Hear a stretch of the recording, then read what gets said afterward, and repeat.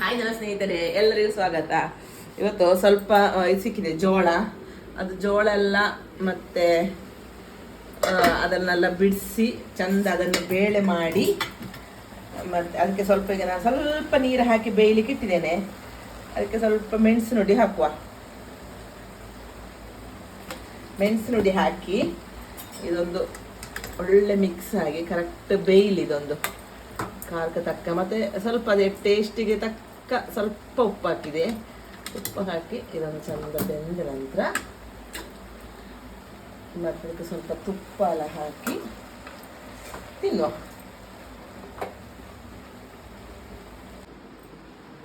ಇದು ನಮ್ಮ ಅರ್ಜುಗೂ ತುಂಬ ಇಷ್ಟ. ಅವ ಹೇಗೆ ಮಾಡುದಂದ್ರೆ ಉಂಟಲ್ಲ, ಮತ್ತೆ ನಂಗೆ ಕೆಲವೊಮ್ಮೆ ಟೈಮ್ ಎಲ್ಲ ಇಲ್ದಿದೆ ಮಾಡ್ಲಿಕ್ಕೆ. ಹೀಗೆ ಬೇಳೆ ಬಿಡಿಸ್ಲಿಕ್ಕೆಲ್ಲ ಸ್ವಲ್ಪ ಟೈಮ್ ಹಿಡಿತದಲ್ಲ.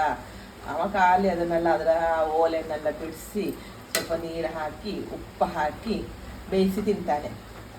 ಹಾಗೆ ನಮ್ಗೆ ಅದೊಂದು ಜೋಳ ಒಂದು ತಂದಿಟ್ರೆ ಅದು ಹೇಗೆ ಬೇಕಿದ್ರೂ ಖರ್ಚಾಗ್ತದೆ.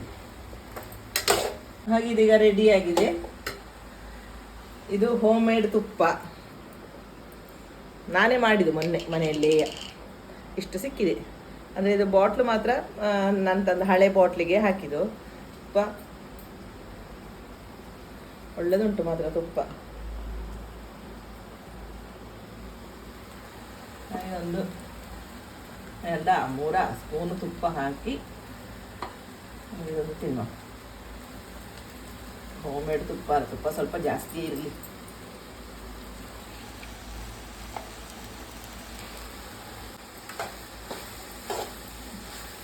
ಅದು ತುಪ್ಪ ಎಲ್ಲ ಹಾಕಿ ಚಂದ ಒಂದು ಮಿಕ್ಸ್ ಮಾಡಿ, ಹೇಗೋ ಅರ್ಜು ಈಗ ಸ್ಕೂಲಿಗೆ ಬಂದಷ್ಟೇ.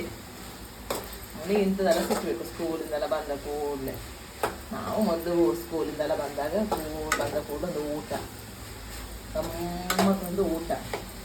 ನಮ್ಮ ಮಕ್ಕಳಿಗೆಲ್ಲ ಈಗ ಊಟ ಎಲ್ಲ ಸೇರದೇ ಇಲ್ಲ. ಈಗ ಗ್ಯಾಸ್ ಆಫ್.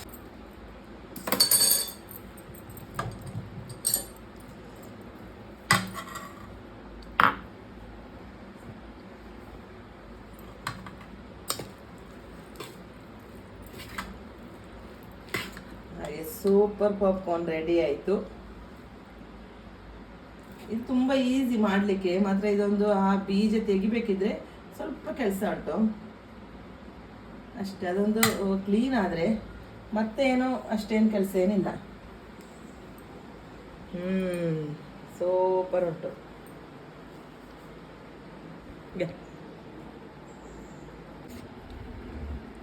ಹೇಗುಂಟು ಅರ್ಜು?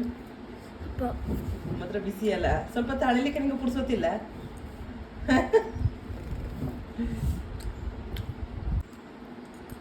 ಸ್ವಲ್ಪ ತಣಿಲಿ, ಸ್ವಲ್ಪ ತಣಿಯುವಾಗ ಟೇಸ್ಟ್ ಜಾಸ್ತಿ ಬರ್ತದೆ.